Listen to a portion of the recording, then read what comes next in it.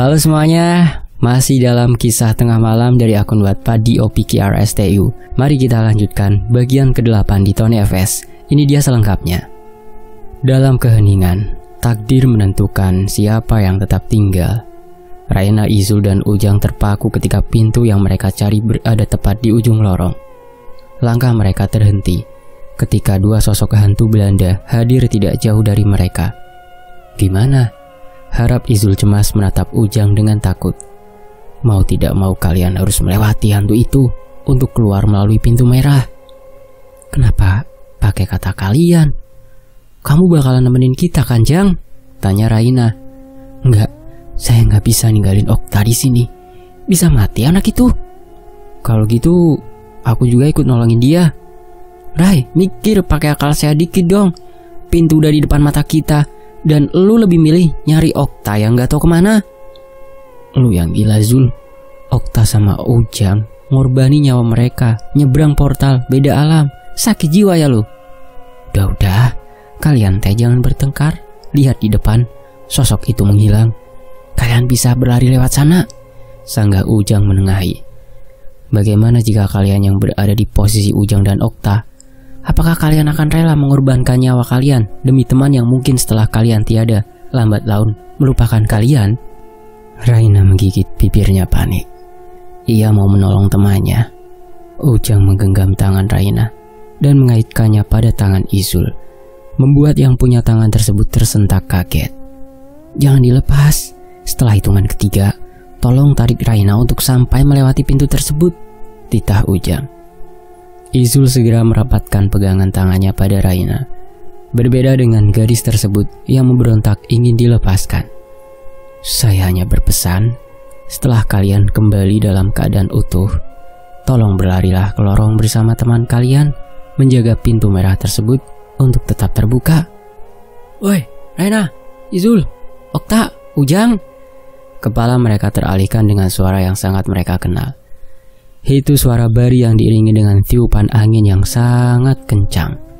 1. Izul memandang wajah Ujang dengan sedikit cemas. 2. Pegangannya makin ia eratkan tak peduli walau Raina memberontak. 3. Izul mulai berlari dengan susah payah, mengirat Raina dengan suara isakan tangis. Pecah air matanya saat itu. Ia bingung dengan keadaan yang ia alami saat ini. Tangannya yang lain terulur berharap Ujang menarik tangannya untuk mencari Okta. Berbeda dengan Bari, ia tersentak ketika ada angin besar yang berasal dari dalam ruangan gelap. Tubuhnya menggigil dengan malam yang semakin larut, ditemani suara tetesan air yang entah berasal dari mana. Kang, panggil Bari mengira derap suara langkah kaki mendekat. Ialah Kang Usman. Kang Usman, panggilnya lagi. Brengsek, umpat Bari ketika sosok mengerikan datang. Sosok itu mengeluarkan suara memekikkan di telinga Bari. Sakit, sangat sakit, perih, menyayat. Allahu Akbar, Allahu Akbar, pergi lo. Sosok itu makin mendekat dengan kaki yang tidak menapak di tanah. Wajahnya mengerikan, darah mengalir dari wajahnya dan mulutnya. Bari melangkah mundur, menjaga raganya untuk tetap berada di depan pintu tersebut. Ia tidak mau mengecewakan temannya. Kata kebanyakan orang, semakin makhluk halus tingkat kebenciannya besar, semakin ia susah untuk dikendalikan, bahkan untuk bernegosiasi. Sayup-sayup lantunan lagu yang membuat Bari hampir gila menggema di lorong tersebut. Lembayung ayu berwarna merah seperti anak ibu. Siapa merayu, ikut ibu pulang ke rumah. Suaranya ringan seperti kapas, mematikan seperti racun bila menjadi candu. Bari menutup telinganya sebisa mungkin, tidak mendengar apa yang imajinasinya mulai berkeliaran. Kriat. Sisi pintu lainnya di hadapan Bari bergerak untuk menutup. Sial. Otaknya bekerja cepat. Ia berpindah ke sisi yang hampir tertutup tersebut. Nihil ternyata.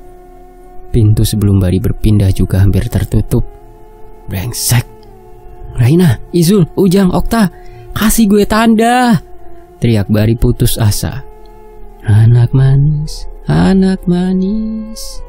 ikut ibu pulang. Jangan pakai baju merah, nanti ibu marah. Tangannya sudah tidak tahan lagi mencoba menahan kedua pintu tersebut. Telinganya juga mulai sakit. Bari terpaksa melepaskan sisi tangannya untuk menahan kedua pintu tersebut. Ia mendorong sisi yang ia tahan dengan tubuhnya dengan kekuatan yang tersisa. Brum. Pintu di hadapannya tertutup. Hanya tersisa satu bagian pintu lagi yang masih terbuka. Bari tidak tahu angin kencang yang melintas pertanda mereka telah kembali atau tipu muslihat sosok yang bersamanya. Teringat akan sosok mengerikan, Bari menolehkan kepalanya ke kanan, ke kiri. Sudah tidak ada sosok mengerikan tersebut. Nafasnya berpadu cepat dengan detak jantung yang semula berkejaran. Matanya ia pejamkan dan terbuka kembali, menatap sayu sambil bersandar pintu yang tinggal satu bagian yang terbuka. Ia menyesal mengajak temannya ke tempat ini. Bari menangis dalam diam memeluk lututnya sendiri. Sementara itu di sisi lain, bip, bip, bip. Gadis cantik yang terbaring di ranjang rumah sakit mulai menggerakkan jarinya. Sang ibu yang melihat pergerakan tersebut tersentak kaget dan ribut mencari suaminya. Papa, Raina sadar, Pak. Panggil dokter. Riuh suasana dalam ruangan tersebut. Sedangkan yang punya raga mulai menggerakkan kelopak matanya terbuka. Cicit Raina. Ingatan akan pesan Ujang masih menempel di otaknya. Sabar nak, jangan bicara dulu, titah sang ibu. Okta, teriak Raina dan bangun sepenuhnya. Ia tersadar dan tidak merasakan sakit apapun. Kakinya sedikit kaku sulit digerakkan. Mau kemana kamu Raina? Sanggah sang ayah. Ujang sama Okta masih terjebak, Pak. Samsul, papahnya Raina, mulai kehabisan kata. Ia teringat dengan kawan Raina yang berjanji membawa Sukma anaknya pulang. Kita harus ke villa sekarang, Pak. Jangan sekarang, kamu harus diperiksa dulu. I'm fine, you know about me, Pak. Oke, tapi Papa ikut sama kamu ya. Raina segera mencopot peralatannya menempel pada tubuhnya, termasuk infus yang masih tertancap di tangan kirinya. Perang gadis itu. Kamu berdarah nak, ucap sang ibu. Sedangkan yang punya tangan hanya tersenyum pasrah dan berlari keluar ruangan. Ia tidak peduli pakaian rumah sakit yang masih melekat di tubuhnya. Mereka berlari ke arah parkiran rumah sakit yang berada di luar. Sedangkan Samsul berbicara dengan seorang resepsionis terlebih dahulu. Firasatnya tidak mengenakan hari ini. Ia menginstruksi perawat dan petugas ambulan untuk mengikuti mobilnya menuju villa tersebut. Hari sudah makin larut. Raina takut akan terjebak di hutan keramat yang membuatnya jatuh koma. Tenanglah nak. Raina menggigit jarinya takut. Sebelum berlari ia juga menghampiri ruangan Izul yang ternyata sudah sadarkan diri juga. Ia membujuk Izul untuk ikut bersamanya. Tetapi seperti yang pikirnya duga, Izul memilih untuk berada di rumah sakit dan menolak tegas ajakan Raina. Tidak peduli sama Okta dan Ujang. Raina menolehkan kepalanya melihat mobil ambulan yang mengikuti mobil Samsul, ayah Raina. Alisnya tertaut bingung. Loh, Pak, kok ada mobil polisi ngikutin kita? Samsul melihat kaca mobil dan melirik putri ketiganya yang tumbuh seperti dirinya. Iya, Papa yang menyuruhnya mengikuti kita. Pak? Iya, istirahat nak. Kamu baru sadar hari ini. Papa cuma gak mau kehilangan kamu. Papa hanya memberi pelajaran ke pemilik villa.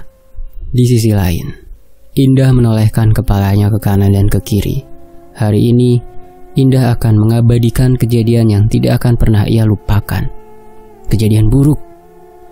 Kepala Indah menoleh ketika mendengar suara isakan tangis yang paling ia benci. Suara perempuan jelek yang tidak berbentuk. Siapa kamu?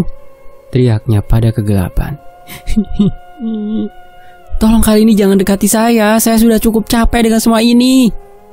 Lama-kelamaan suara isakan tersebut menghilang. Indah bernapas lega ketika sosok yang ia benci belum sempat menampakkan wujudnya. Walaupun terkadang ia sulit membedakan antara nyata dan imajinasi. Sedangkan seseorang yang tergeletak di lantai mulai mengerang dan mengerjapkan matanya perlahan. Yang pertama Salman rasakan adalah hawa dingin dan kepala yang berdenyut sakit. Ia tidak mengingat apapun yang terjadi. Hah? Salman? Alhamdulillah, seru Indah bahagia. Salman mencoba bangkit dan bersandar pada dinding lorong. Kepalanya terasa berat. Refleks ia memegang kepalanya. Alisnya tertaut bingung ketika ada bau anyir dan basah di belakang kepalanya. Darah? Cicitnya pada diri sendiri ketika melihat darah. Aku minta maaf, Man. Itu semua gara-gara aku. Salman mengerang kesakitan, berusaha mengingat apa yang terjadi. Ah iya, ia ingat ketika belakang kepalanya dipukul. Sebab ia dipukul pun ia tahu pasti ada yang tidak beres dengan dirinya. It's okay dah, gak apa-apa. Seingat Salman, mereka berangkat ke lorong berempat. Kepalanya menoleh mencari Bari dan Kang Usman. Kemana Bari? Indah yang semula menundukkan kepalanya mendongak dan menatap Salman. Bari dan Kang Usman mengunjungi pintu di ujung lorong, Man. Berdua? Iya, Man. Gila, nekat si Bari. Di sisi lain, Ilham, Andi, dan Dina berjalan menyusuri anak tangga dalam keheningan. Pikiran mereka berkecamuk, berharap kawannya yang lain berhasil seperti dirinya. Semoga Okta dan Ujang berhasil melakukan apa yang mereka mengerti. Pecah Ilham. Dina mengangguk setuju, berbeda dengan Andi yang melirik jam tangan yang tersambir pada lengannya. Aneh, gumam Andi. Langkahnya pun berhenti di tengah-tengah anak tangga. Kenapa, Andi? Cering, cering, cering. Ilham membulatkan matanya dan merapat pada Andi. Kalian dengar itu? Dina mencengkram baju Andi dengan erat, takut kejadian beberapa menit yang lalu terulang lagi. Mereka bertiga yang mendapat bekas luka paling banyak. Brengsek, apaan lagi sih ini? Umpat Ilham. Shh, cering, cering, cering. Andi mencoba menajamkan telinganya kembali.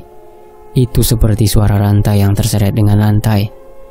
Kalau ada dua pilihan, kalian akan pilih kembali ke lantai 2 atau berlari mengambil si setan? Tanya Ilham. Andi menolehkan kepalanya mendengar pertanyaan konyol dari sang kawan. Konyol, sungguh konyol.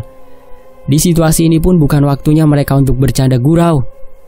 Gue pilih lantai 2, jawab Dina bersembunyi di punggung Andi. Cring, cring, cring. Ah! Teriak mereka berbarengan dan lari kembali ke lantai 2. Bangsat, bangsat banget, goblok! Umpat Ilham sambil berlari. Aduh, blam. Andi menutup pintu kamar yang berada di lantai 2. Kali ini kamar yang berbeda. Kamar yang diperuntukkan kaum laki-laki yang jadi tempat persembunyian mereka. Kamar itu tampak normal di mata mereka. Tidak ada yang aneh. Hanya 5 buah single bed dan 1 jendela mengarah ke jalan raya. Gua bernasib sial kayaknya ngelihat setan mulu. Shh, jangan berisik. Semoga kita aman di sini. Percuma kita ngumpet, Din. Mereka itu makhluk astral, gak bakal bisa kita lawan. Tapi apa kalian gak berasa aneh? Tanya Andi yang merasakan sebuah keanehan di sini. Aneh? Ya aneh lah. Kita seharusnya gak ke villa ini lagi kan? Bukan itu yang Andi maksud. Andi lebih memilih mengurungkan niatnya untuk berbicara. Ada sesuatu yang aneh sejak awal. Seperti sudah tersusun dengan matang untuk berjalan seperti ini. Andi meluaskan pandangannya. Firasatnya makin buruk akan Oktamara yang mengeluarkan sukma dari tubuhnya. Dina menggigit bibirnya berpikir sejenak. Peluh keringat membanjiri keningnya ketika panik menyerang. Kita harus keluar, kata Andi. Andi berjalan mendekati pintu. Brak-brak. Wajahnya pucat pasi ketika pintu tempat ia keluar dan masuk tidak bisa terbuka. Kenapa, Andi? Tanya Ilham. Gak bisa. Coba minggir. Bruk, bruk, bruk. Ilham mencoba mendobrak pintu tersebut. Nihil. Pintu itu tetap tertutup dengan rapat. Duk, brengsek. Umpat Ilham sambil menendang pintu dengan kesal. Mereka terjebak. Cobaan macam apa lagi ini Tuhan? Oke, tenang, jeda Andi. Coba bantu gue berpikir dari awal kita masuk ke dalam hutan keramat. Ada yang aneh, lanjutnya. Sementara itu di sisi lain, Raina menutup pintu mobil dan berjalan menghampiri sang ayah. Disinilah kisah itu bermula. Kisah di mana Raina sebagai medan menarik bagi para hantu. Sang ayah berbincang dengan petugas rumah sakit dan petugas polisi terdekat yang sengaja ayah Raina hubungi untuk membantu. "Jalan ini sudah ditutup dari 2 tahun lalu, Pak," ujar salah satu petugas polisi. Matanya meluas menyusuri pepohonan menjulang tinggi yang seperti ingin melahapnya. Sang ayah yang melihat anaknya keluar dari mobil berjalan menghampiri. "Kamu ngapain keluar? Berbahaya, Nak." Raina tidak memperdulikan omelan sang ayah. Ia berjalan mendekat ke arah seorang pria berseragam polisi. "Sejak 2 tahun yang lalu?" serobot Raina bertanya pada Pak Polisi. Pria berseragam polisi tersebut menoleh. Di sana ada 3 orang berdiri membelakangi Raina. "Iya, ada kasus pembunuhan berkedok dukun gila di sini." Pembunuhan?" tanya Raina. Raina yang teringat akan teman-temannya membulat kaget, lidahnya keluh. "Gila? Dukun? Apa nama pelakunya? Usman?" Panik Raina dengan terbata. Sang ayah yang melihat anaknya panik berusaha menenangkan anaknya. "Nak, tenang, Nak." Otaknya kacau ketika mendengar sebuah tragedi dukun gila. Dan lagi matahari seakan enggan untuk membantu mereka. Jarum jam seakan berhenti ketika mereka memasuki hutan keramat dengan nekat. Tiba-tiba Raina mengingat sesuatu. "Pak, saya ingat sesuatu. Di dekat sini ada warung yang terlihat modern dan itu buka 24 jam. Ya, Raina mengingat warung itu. Sebelum ia dibawa ke rumah sakit kota, ia dibantu dengan pegawai di sana. "Warung? Saya tidak melihat warung itu selama di perjalanan," balas salah satu petugas polisi. Raina menaikkan alisnya. "Saya yakin lokasinya tidak jauh dari sini. Mereka penduduk asli sini juga," serobot Raina. Mereka saling melempar pandang, tidak percaya dengan apa yang Raina ucapkan. Selama 2 tahun terakhir hutan ini ditutup dan jarang dilalui oleh orang-orang sekitar. Cerita mistis banyak beredar di pedalaman kota Bandung ini, sehingga mereka jarang berpatroli ke pelosok. "Pak, kita harus ke warung itu, Pak," paksa Raina. Sang ayah mencoba menenangkan anaknya. Mungkin efek obat yang Raina telan masih membuahkan imajinasi, pikir sang ayah. Raina yang merasa tidak ada satupun orang yang percaya dengannya, mulai menarik diri dari kerumunan. Tangannya gemetar, tapi ia harus membantu teman-temannya. Raina berjalan menuju belakang ambulan, meringkuk memeluk lututnya sendiri takut. Hawa dingin mulai menyengat kulit Raina yang tak tertutup jaket, menembus baju rumah sakit yang ia kenakan. Serak, serak. Kepalanya lantas menoleh dengan cepat. "Siapa itu?" teriak Raina dengan waspada. Serak, serak. Raina berusaha tidak takut dan mencoba berdiri walau dengan tangan gemetar. Ia tidak perlu takut, sebab jarak ia dengan rombongan sang ayah tidak terlalu jauh. Sementara itu di sisi lain, Okta meringis mengerjapkan matanya berkali-kali. "Sial," batinnya berkata. Ternyata ia tak sengaja tertidur di bawah tangga tersebut. Entah mengapa, ia merasa sangat lelah dan ingin sekali tertidur panjang. Duk, duk, duk. Terdengar suara gaduh menuruni tangga. Ia merapatkan mulutnya dan berharap itu adalah Ujang, temannya. "Okta!" teriak seseorang yang baru-baru ini ia hafal. "Ujang?" cicit Okta. Gadis itu berusaha keluar dari tempat persembunyiannya, mengintip barangkali benar ia adalah Ujang. Seseorang yang tak jauh di hadapannya menunggui Okta. Gadis itu keluar dari tempat persembunyiannya. "Ujang!" panggil Okta dengan cicit ketakutan. Ujang yang merasa terpanggil menolehkan kepalanya. Sungguh luar biasa. Ia dapat menemukan gadis yang tidak tahu menahu soal ini. Ujang merasa bersalah sendiri. "Kamu gak apa-apa?" tanyanya menghampiri. "Gue pusing dan lemes, Jang," balasnya cepat. Ujang memutar otaknya dengan cepat. Mungkin efek belum terbiasa dan Okta terlalu mudah mengeluarkan jiwanya di saat pertama kali. Tidak seperti Ujang yang memang terbiasa. Belum ada hitungan detik, duk, tubuh Okta terjatuh ke lantai dan diseret. "Ujang!" teriaknya. "Okta!" Ujang memegang tangan Okta dengan erat. Ada yang menarik kaki gadis itu tapi tak berwujud. "Ujang, jangan dilepas, gue mohon!" teriaknya memegang Ujang dengan erat. Tak, jangan dilepas, tak!" Pegangan tangan Okta mulai mengendur. Otak Ujang berputar, merasai suhu tubuh Okta yang mulai dingin dan lemas. "Tak! Ujang, gue mau pulang, Jang!" "Iki duweku!" Deru suara khas kejawa-jawaan menggema di seisi ruangan. Okta meringis kesakitan ketika pergelangan kakinya ada berbekas merah dan sedikit tergores. Padahal ia yakin betul tidak ada orang di sana selain ada Ujang dan dia. Ujang membantu Okta untuk bangkit dari posisi tengkurap. Ia tahu suara yang menolong Okta tadi adalah milik dari almarhum kakeknya. "Shh, gue pengen balik, Jang," ringis Okta berpegangan pada bahu Ujang. "Iya, kita harus kembali sebelum ada kejadian yang lebih aneh lagi." Belum sempat melangkah, tubuh Ujang terbanting membentur tembok. "Ujang!" pekik Okta. Darah segar mengalir dari mulutnya. Suara-suara aneh mulai merayap pada dinding tersebut. Okta memandang ngeri dinding yang mulai menampakkan wajah aslinya. Kakinya berlari cepat menghampiri Ujang yang kesakitan. "Jang, lu nggak?" Dalam hitungan detik itu pula, tubuh Okta terpental jauh menabrak sebuah lemari hingga berantakan. Tubuhnya seperti remuk berantakan, tangannya makin gemetar kehabisan tenaga. Ujang yang melihat itu berlari pontang-panting menghampiri gadis malang itu. "Tak, kamu harus buru-buru pergi dari sini." "Gue? Kita, Jang, kita harus pergi dari sini bareng." "Enggak, Tak, sekarang teh saya paham. Pila itu ditakuti karena pemakan tumbal, dan salah satu dari kita tidak bisa pulang." "Gila, enggak, kita harus pulang, Jang," teriak Okta sambil memegang perutnya yang terasa sakit. Ujang mengalah. Mau dijelaskan seperti apapun, gadis di hadapannya tidak akan mengerti. Villa yang mereka datangi adalah sarang setan. Memikirkan tentang villa, Ujang baru ingat bahwa teman Okta yang lain juga dalam bahaya. "Kamu bisa berjalan?" Okta berpegangan pada dinding dan mulai berdiri. "Kita harus pulang," cicit Okta. Matahari tenggelam di ujung pandang.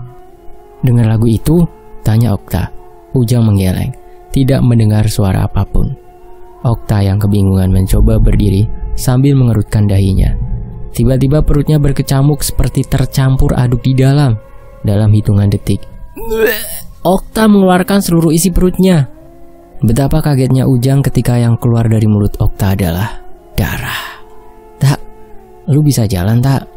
"Pusing." Darah. Ilham menjerit ketika darah segar mengalir pada hidung Andi yang sedang berpikir. "Di, lo oke, Di?" Andi mengerutkan dahinya dan mulai merasa aneh pada seluruh tubuhnya. Matanya mulai berkunang-kunang dan pikirannya entah mengapa kacau balau. "Oh Tuhan, tidakkah kau kurang puas menyiksa mereka seperti itu?" Andi memegang kepalanya yang seperti ditekan benda tumpul dan berat. Entah mengapa tubuhnya terasa sangat ringan, tapi otaknya bekerja, ada yang salah dengan dirinya. Andi mencoba menjauh dari Ilham dan Dina. "Di," panik Dina berjalan mendekat. Jangan, di situ aja, lu nggak boleh nyamperin gue," teriak Andi. Ilham merasa ada yang aneh dengan sahabatnya. Sorot matanya berubah menjadi menyeramkan dan berwarna merah dan mengeluarkan air mata. Ruangan yang gelap makin membuat Dina dan Ilham takut. Dan lebih parahnya adalah mereka terkunci di ruangan itu. "Gak lucu bercanda lo, Di," titah Dina menghampiri. Andi mengeluarkan darah segar dari mulutnya.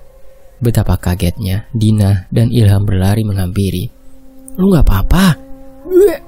"Anjir, lu muntah darah," pekik Ilham. Andi pun tidak tahu menahu apa yang terjadi pada tubuhnya. Yang ia rasakan hanya menggigil luar biasa dibarengi dengan rasa panas terbakar. "Andi!" teriak Dina dan Ilham bersamaan dengan hilangnya kesadaran Andi. Malam makin mencekam dengan suasana ruangan yang semakin aneh. Dina panik bukan main, membaluri hidung Andi dengan minyak angin yang selalu ia bawa di kantongnya. Entah itu keberuntungan atau dimulainya petaka datang. Kepala mereka mendongak bersamaan.